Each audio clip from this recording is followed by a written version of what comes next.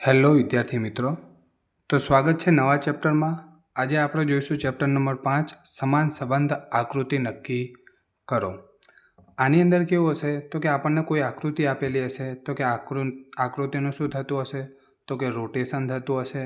આકૃતિની અંદર બીજી આકૃતિઓ આપી હશે તો કે એના સ્થાન બદલાતા હશે, જેમ કે આ રીતનું કે વર્તુળ દોરેલું હોય, અંદર ત્રિકોણ થઈ જાય, અંદર ચોરસ આવી જાય, આ રીતનું. આ રીતની બધી અલગ અલગ પ્રકારની આની અંદર પદ્ધતિઓ છે. તો વિડીયો એન્ડ સુધી જોજો અને તમને બહુ મજા આવશે.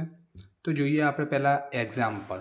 બરાબર, તો જુઓ આની અંદર શું છે તો કે એક ચોકડી છે. ચોકડીની બાજુમાં શું છે?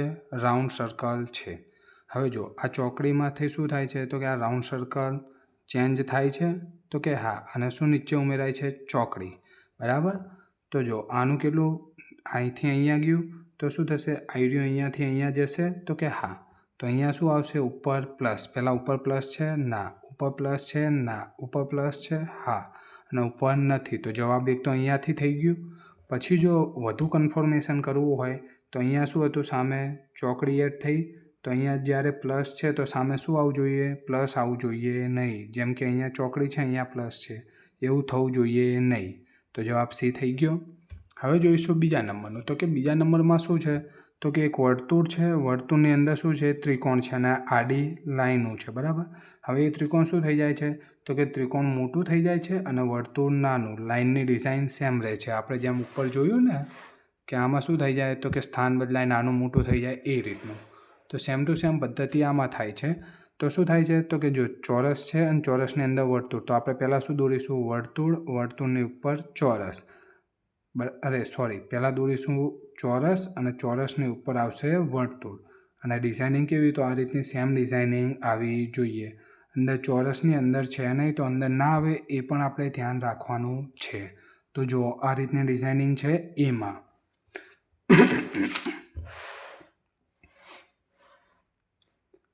હવે જુઓ તો આની અંદર શું છે તો કે આ રીતની ડિઝાઇનિંગ આપેલી છે આપણને તો કે હા. હવે શું થાય છે તો કે એ રીતની ડિઝાઇનિંગને ઊંધી કરી દીધી છે અને અહીંયાથી બીજું રાઉન્ડ સર્કલમાં ખુલ્લો ભાગ જોઈન્ટ ભાગ એડ કરી દીધેલો છે. બરાબર, તો કે આ રીતનું જ્યારે આમાં રચાય તો આનો પણ ખુલ્લો ભાગ એડ થાય, તો આ રાઉન્ડ સર્કલમાં જ્યારે એડ થશે તો શું થશે તો કે આઈડિયું જ્યારે રોટેશન થયું, આ જે ભાગ થયો એનું શું થયું તો કે આ રીતનું ઊભું હતું એનું શું થઈ ગયું? આડું થઈ ગયું. જેમ કે એક જ મિનિટ, વિદ્યાર્થી મિત્રો, શરદી થઈ ગઈ છે થોડુંક. હા, જો આ રીતનું છે તો આ ભાગનું શું થયું? અહીંયાથી આમ થયું છે. એની એ જ વસ્તુ જ્યારે આમ કરીએ છીએ ત્યારે આનું રોટેશન થાય છે. બરાબર, તો આની અંદર શું થશે તો કે આ જે ઊભું છે એ શું થઈ જશે? આ ઊભું છે એ આડું થઈ જશે, આ રીતનું. બરાબર, ઉપરને ઉપર બીજો ભાગ પણ એડ થઈ જશે. બરાબર, પણ જે આની ડિઝાઇનિંગ વચ્ચેની હતી એ અહીંયા આવી ગઈ તો કે હા, તો એ જ રીતના સેમ ટુ સેમ અહીંયા આવી જશે. તો આ ભાગ કેવો થઈ જશે? કટ. તો જવાબ શું આવશે? બી. હવે જોઈએ આગળ. તો કે જો આની અંદર શું છે? વર્તુળ છે. વર્તુળની અંદર જે આ તીર છે, બરાબર, એ તીરની ડિઝાઇનિંગમાં શું થાય છે? ચેન્જ.